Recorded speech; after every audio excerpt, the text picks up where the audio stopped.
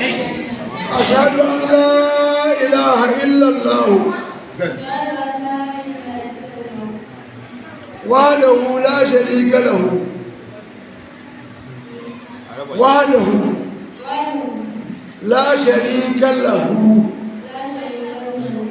وأشهد أن محمدا عبده ورسوله الله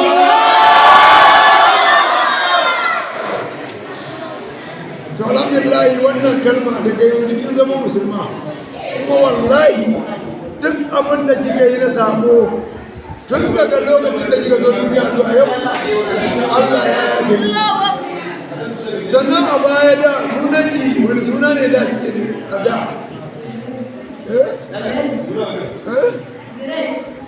Grace.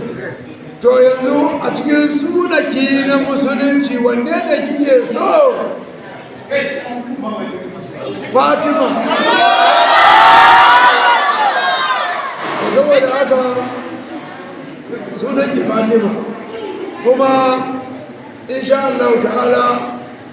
za mu yi magana wa'anda za su ci gaba da koya miki karatu kuma gobe in Allah kai mu za ki tayi da azumi kamar yadda muke yi kuma sannan shauran azumin da ya wuce ba za ki biya ba na gobe idan kika yi na jibi in kika yi daga na lokacin da za a ce an ga wata iya wanda kika yi ya yi Allah ya karɓa ya yi ba sai kin biya shauran ba kuma sannan muna tabbatar muke cewa insha Allah ta'ala muna ta yaki murna kuma za ki ji daɗin wannan shigowar musulunci ubangiji Allah ya karɓe amin amin kuma agaji za a zaga a nema mata taimako saboda dama mu haka al'adar mu yake duk wanda ya zo ya karɓi musulunci ba wai za mu masa 100% ba ne amma akwai wani misali wanda za mu yi wanda za mu faranta miki rai ko mai kashinsa ba wai ko dan wanda kika musulunta ba don aƙida ne da kuma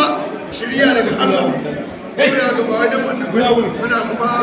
kuma da wannan dama ta samu daga nan jihar Bauchi ya kama Gombe ya je Gombe ya je Yola ya je Kaduna ya wuce ko'ina a ƙasar nan inda ake jin wannan tafsiri muna neman da kuɗi da sutura da abinci da miji abu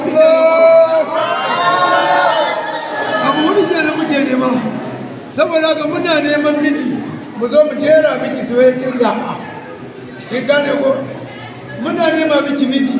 jinjine ko sannan na biyu muna neman kuɗi wanda